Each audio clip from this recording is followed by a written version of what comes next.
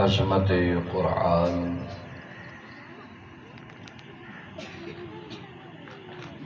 اور آپ کی محبت سے حضرت شاہ جی نے اس جگہ کو منتخب کیا۔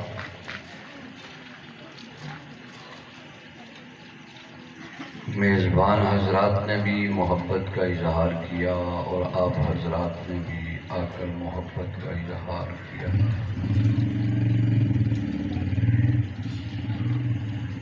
ہماری دعا سب حضرات کے لیے، اللہ آپ کا آنا،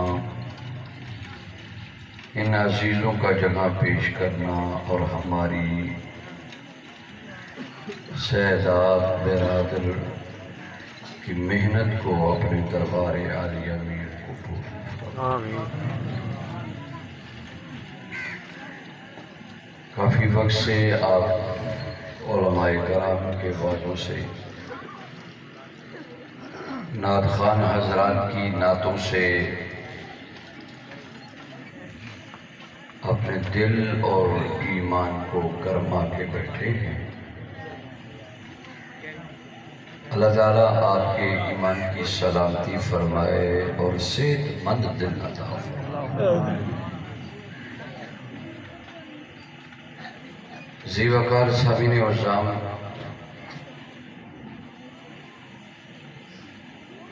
جو بھی چیزیں حضور صلی اللہ علیہ وسلم کو اللہ نے عطا کی،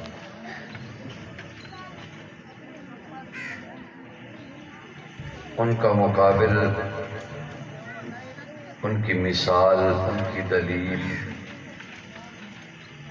ان کا متبادل ہم پیش نہیں کر سکتے۔ جیسے میرے نبی علیہ السلام کی عظمت، شان، عظیفت، حسن، جمال، نبوت، کردار، ختم نبوت، اس کا مقابلہ نہیں۔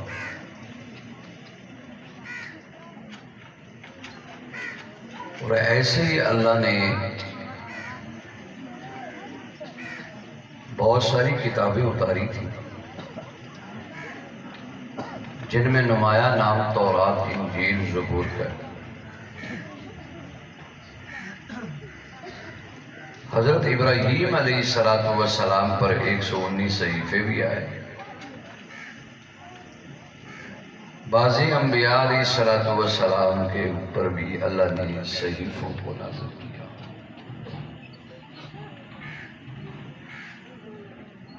تورات، انجیل اور زبور دے دی،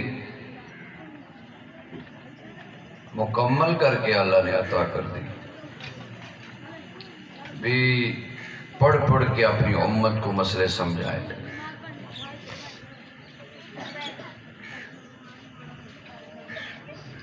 اور قرآن کی یہ شان ہے، یہ اعجاز ہے، یہ عظمت ہے،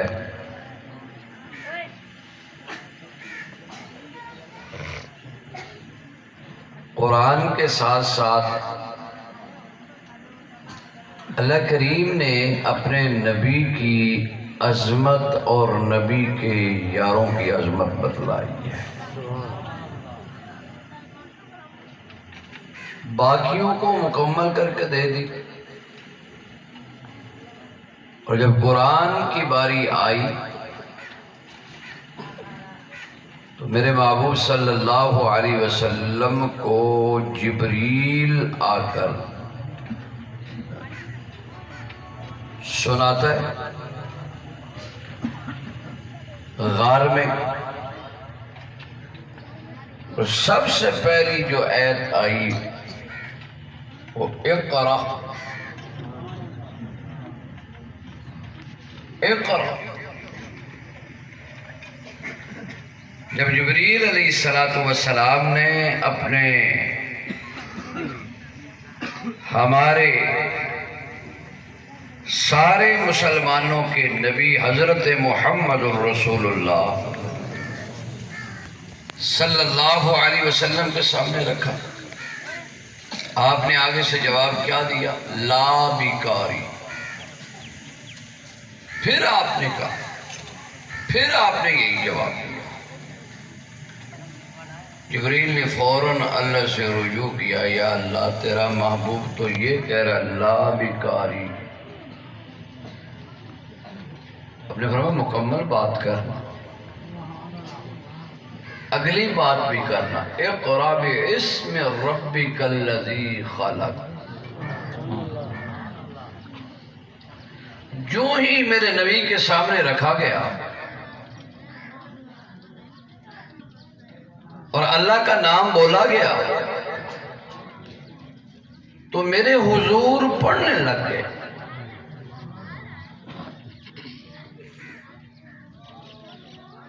اور آپ لکھ نہیں سکتے تھے، پڑھ نہیں سکتے تھے، جبریل آ کے سناتا تھا، حضور یاد فرماتے تھے۔ ہمارے یہ بھولے بھالے، یہ نیٹ کی پیداوار نوجوان یہ عجیب سوال کھڑے کر رہے ہیں۔ نیٹ سے جو سنا دماغ خراب کر لیا، ذہن خراب کر لیا، زبان خراب کر لی، کان خراب کر لیا، سوچ فہم میں یو ٹرن لے لیا۔ آج سے 10 سال پیچھے جائیں تو یہ نہ نیٹ تھا، نہ فٹ تھا، نہ شٹ تھا۔ جب کا یہ نوٹ آیا تو ہمیں بزرگوں سے اس نے کاٹ کے رکھ دیا۔ ان کی صحبت، ان کی زیارت، ان کی تربیت اور ان کے ماحول سے دور کر۔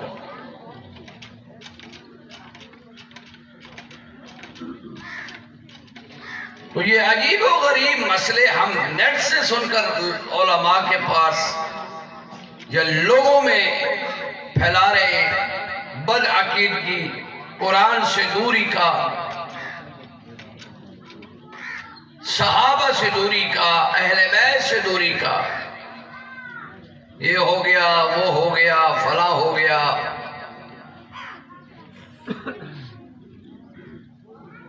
جو علماء کرتے بھی ڈرتے ہیں، یہ جن کو وضو کے فرائض نہیں آتے، نماز کے فرائض نہیں آتے، یہ بہت بڑی باتیں کرنے لگے۔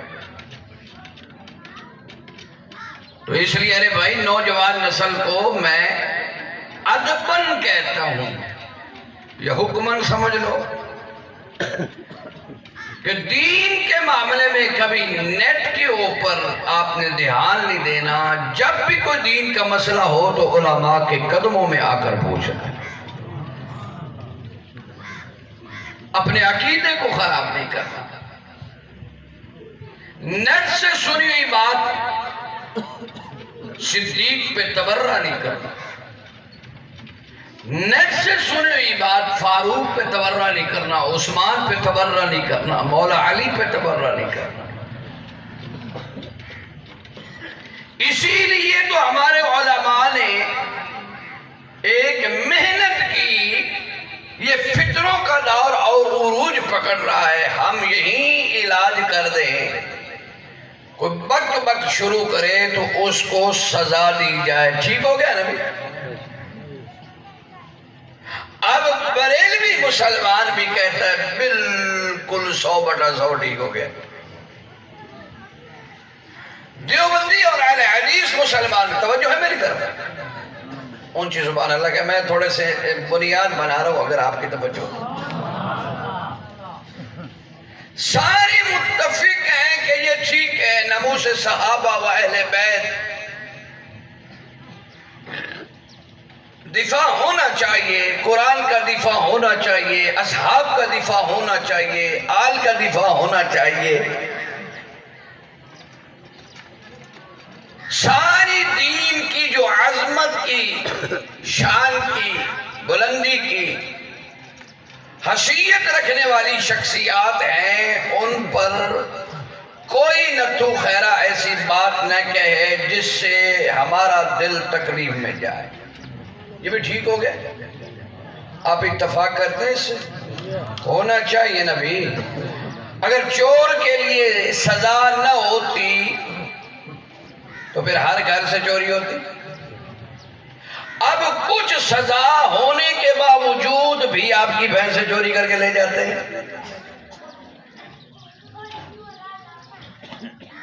پھر پکڑے گئے تو سزا ہو گئی تو کوئی بات نہیں، آدھے ادھر آدھے ہمارے پاس، چاہ کام چل جائے گا. لیکن ڈر ضرور ہے، خوف ضرور ہے، دہشت ضرور ہے. اصل میں ناموس صحابہ و اہل بیت بل کے ساتھ کسی کو رنج نہیں ہے، تکلیف نہیں ہے. بس ہم نے اب دیکھنا اور ڈھونڈنا یہ ہے، ہم مسلمانوں کو تو یہ تکلیف نہیں ہے.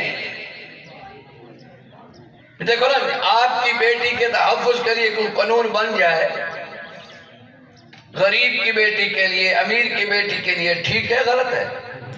بولو بھائی. ہماری بچیاں اسکول جاتی ہیں، کوئی بغیرتی کرے اس کے لیے قانون بن جائے، ٹھیک ہے غلط ہے؟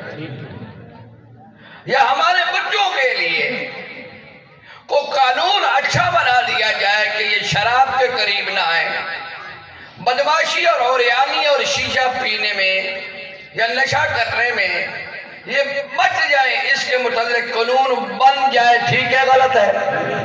ٹھیک ہے نا بھی؟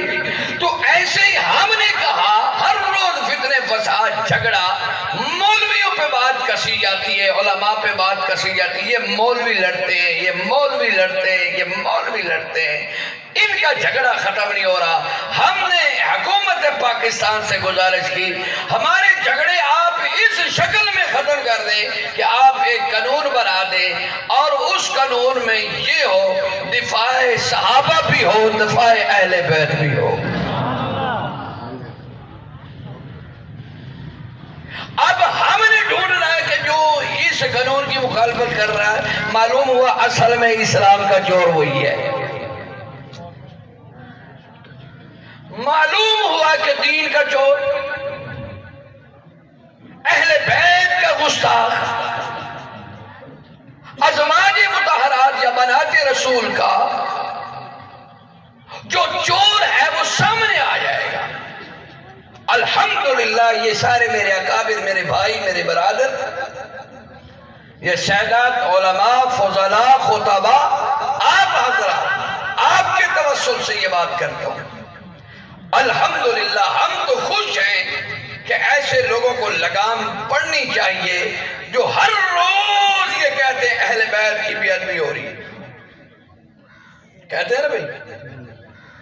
تو اب ماشاءاللہ وہ چھان لگ چکا ہے، کچرا مچرا آئے گا تو اس میں آ جائے گا. لیکن الحمدللہ میں پوری دنیا پر، پورے پاکستان پہ 4 ملکوں میں دین کی تبلیغ کے لیے پھر چکا ہوں، اور میں ہر جگہ پہ یہ کہتے رہتا ہوں، ایک مثال کے طور پر بندہ پیش کرے جو اہل بیت کی سنی توہین کرتا ہوں.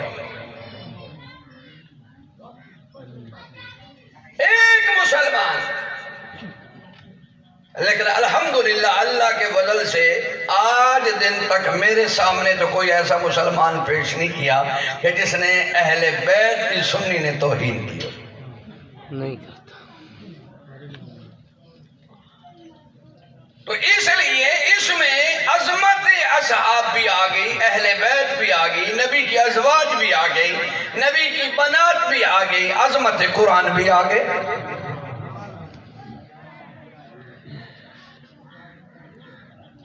اب آپ کو اس قانون کی سمجھ آئے گی. میں نے تھوڑی سی بنیاد رکھی ہے. جب اللہ نے قرآن کو اتارا، جبریل لے کر آیا، جبریل نے قرآن سنایا، لکھا نہیں. جبریل نے قرآن، بولو بھائی، سنایا. نبی نے سنا، اور سننے کے بعد میرے نبی نے تلاوت کیا. اور تلاوت کس کے پاس کی؟ کس کے سامنے کی؟ اور ہی بول رہے ہو یار، میں نے لگ رہا ہے کہ توڑے بالکل فیل ہوئے بیٹھے ہو. یہ قرآن نبی نے کس کو سنایا بھائی؟ اونچی بولو بھائی، زور سے بولو بھائی. تھوڑا سا